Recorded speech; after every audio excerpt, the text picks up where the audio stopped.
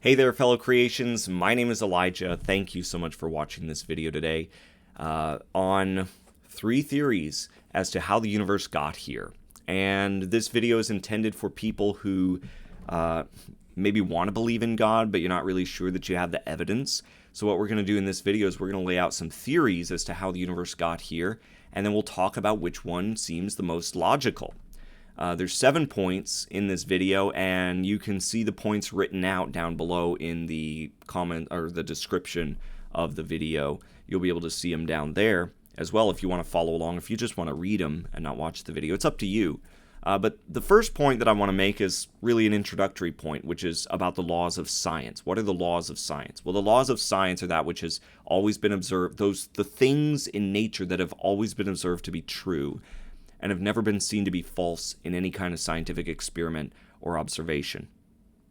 Now, as far as these laws of physics, these laws of science, they have no exceptions.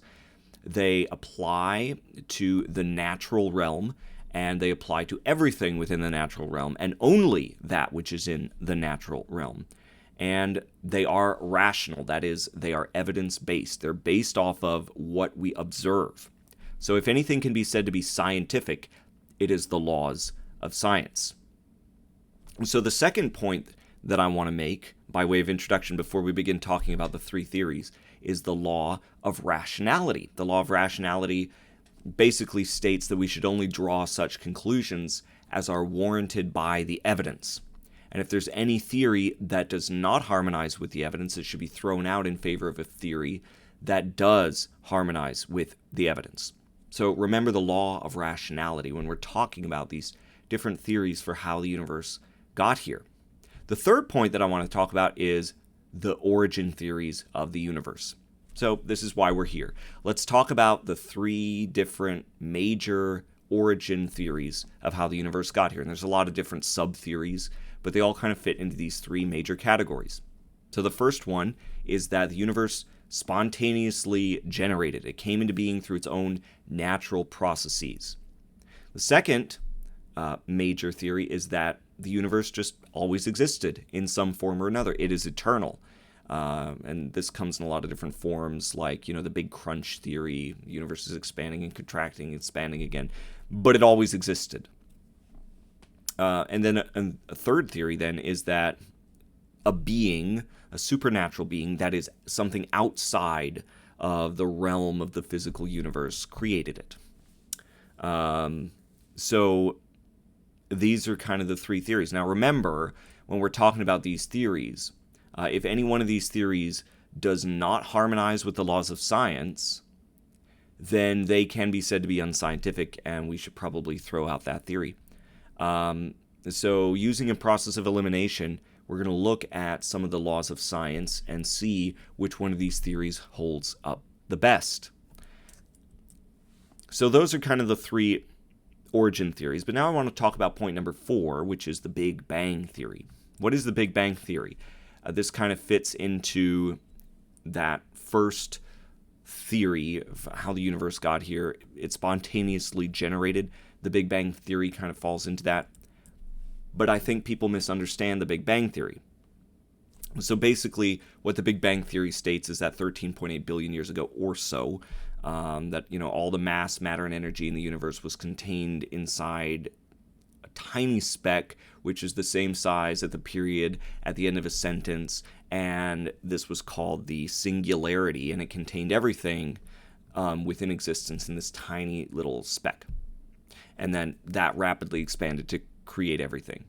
But the thing is, this theory only tries to explain the natural processes through which we arrived at everything from that singularity. It does nothing to explain where the singularity came from, where the mass, matter, and energy within the singularity came from. So it doesn't really solve any of the problems. It doesn't really help us to understand where the universe came from. It doesn't explain where all the mass, matter, and energy came from. It just helps us to understand or to think about, theoretically, how that mass, matter, and energy could have expanded to create everything that we know in the universe today. So that is something that we need to take into consideration with the Big Bang Theory. How it doesn't really answer the question. It doesn't really answer, okay, where did the universe come from? Where did all the mass, matter, and energy come from? So now let's talk about point number 5, which is the law of causality. We need to understand what the law of causality is, or to really understand how these other laws work. So this law states that every material effect, such as the energy and the mass contained within the singularity at the beginning, must have a cause that either preceded the effect, or was simultaneous to it, and which has the necessary power. So basically it's saying you don't have anything without a cause. Everything has a cause that has the necessary power to bring about the effect. So every effect has a cause that existed before it or was simultaneous to it and that had the necessary power. So this law is also called the law of cause and effect. So if every cause needs an effect, such as the energy and mass in the singularity before the Big Bang, well then what caused those to exist? Could they have caused themselves? If they were the very first things in all the universe, could they have caused themselves according to the law of causality? Because every effect has to have a cause that existed before it or simultaneous to it. And if they were the first things, then nothing outside of them could exist simultaneous to them or before them. So that's something that we need to keep in mind as well when we're looking at the natural theory of how the universe came into being, that it's spontaneously generated of its own volition. Okay, now let's talk about point number 6. Point number 6 is the laws of thermodynamics, and here's where the rubber really hits the road, right here. And it sounds really complicated, but I'll try to explain it. The first law of thermodynamics. Now remember, what we're doing here is we're looking at the laws of science, the laws of physics, and we're seeing which of the 3 theories harmonizes with all of the laws presented. So the first law of thermodynamics states that within a closed system, like our universe, just imagine a big closed box. There's nothing outside of it. It's a closed system. So within a closed system like our universe, mass, matter, and energy can neither be created nor destroyed, simply converted from one form to another. So what we have is what we have always had within the closed system. Nothing can be created nor destroyed, simply converted from one form to another. So could the universe then have created itself according to this law? So we know, according to the law of causality, which we talked about earlier, that everything, including the energy in the universe, had to have a cause that came from somewhere. But this law of thermodynamics, the first law, states that energy cannot be created within a closed system. It has to come from somewhere outside of the system, such as outside of the singularity at the Big Bang. It has to come from somewhere else. It can't come from within. The first law of thermodynamics says that it can't be created or destroyed within that closed system. So if we have any energy, it must have come from somewhere outside of that system. Therefore, the universe could not have created itself. It had to exist. It had to come about through some other way. Okay? And so we've kind of eliminated the spontaneous generation idea. Okay, so maybe the universe is eternal then. Maybe the mass, matter, and energy of the Big Bang has just always been there.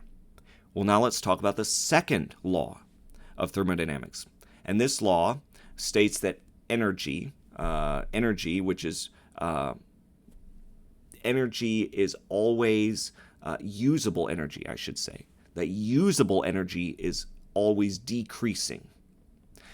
Or another way of saying it is entropy, which is unusable energy, is always increasing. So basically, if you imagine the universe like a clock, it's running out. It's winding down. The amount of usable energy within the system of our universe is running out. The amount of entropy is increasing. Entropy just means unusable energy. It's increasing all the time. And once the energy is used in such a way that entropy increases, it can never come back down again. You can never, energy that has been lost to entropy can never be recaptured. It's still there. It's just not usable anymore. So, picture big giant clock. As it winds down, the only way that it's going to run again is if it's wound up from an outside source. Not the energy within the clock, but from an outside source. So, another example is if you burn a piece of wood. The wood turns to smoke, heat, ash, light. But no energy disappears, right? Everything that was in the log is still somewhere. It just turned into heat and ash and light and smoke and dissipated, right? But it can't be reused. You can't take those things and reassemble them and burn the log again because it's been used up. So could the universe have always existed within a closed system? So if we're running out of usable energy, and if the universe were eternal, we already would have arrived at this thing that scientists call heat death, which is where the universe basically just runs out of usable energy and everything just becomes a soup. Just everything's the same temperature. Complete heat death. When the entropy has increased so much that there's no more usable energy in the universe. That would have already happened if the universe were eternal. So the universe, if it were eternal, we already would have run out of usable energy an eternity ago. If the universe is eternal, we would have run out an eternity ago. But since we still have usable energy, and I think you would say that we do, right? Because you can see me right now, you can hear me right now, which proves that this is reaching your ears and your eyes through energy. We still have usable energy, which proves that the universe is not eternal, because if it were eternal, the second law of thermodynamics states that we would have run out of usable energy.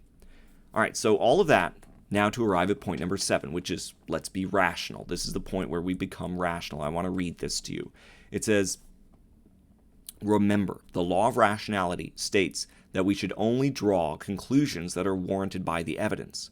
Any theory that fits with the laws of science should be accepted, while those which do not should be rejected.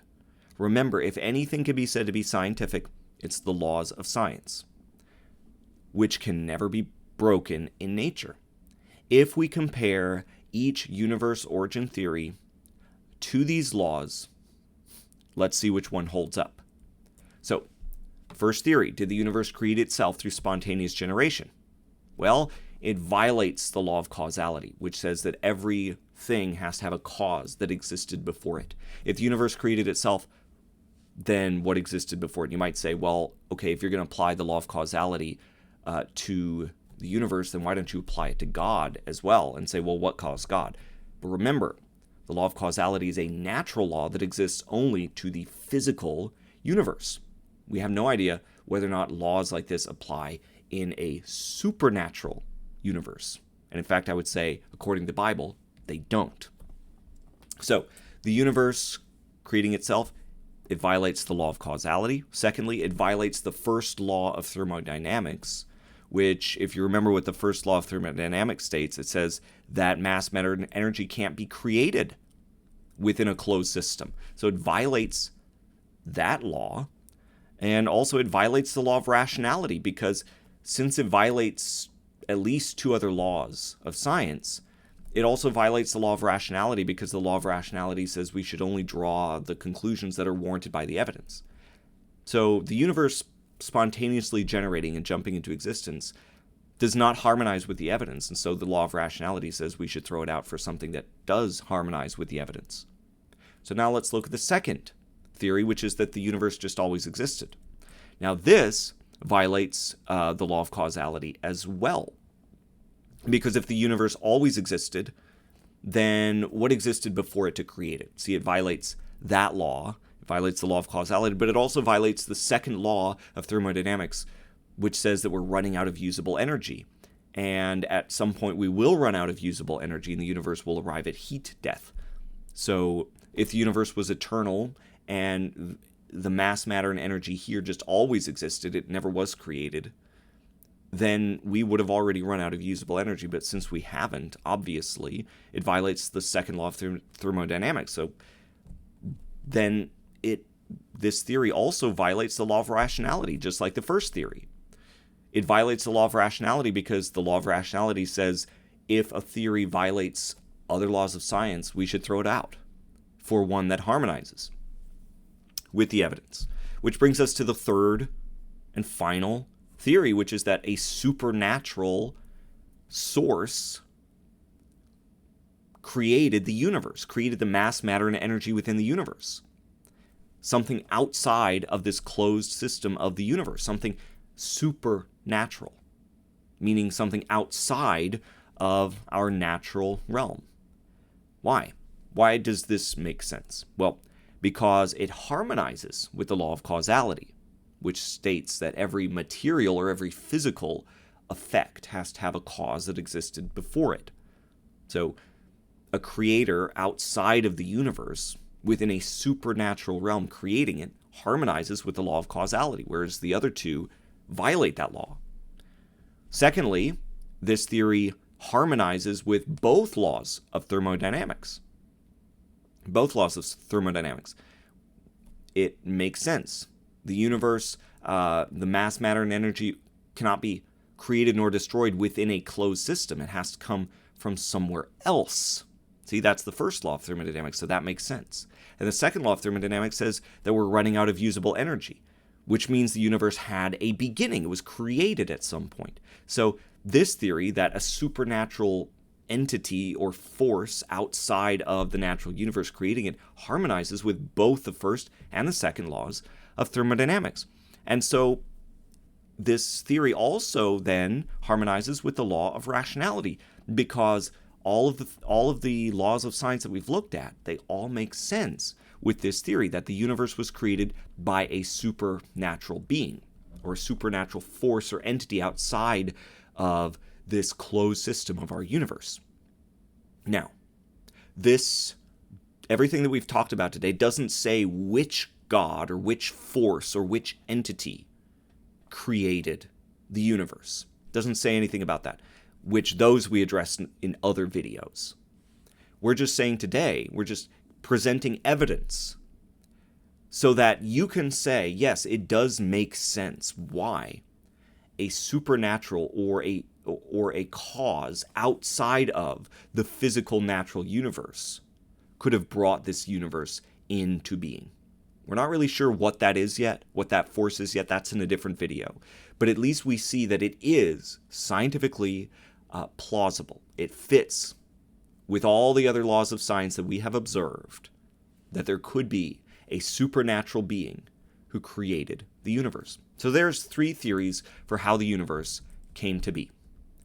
Which one do you choose to believe? That's up to you. Thank you for watching this video. If you have any questions, you can let us know, and we'll be here to help you in whatever way we can. Bye-bye. We'll see you next time.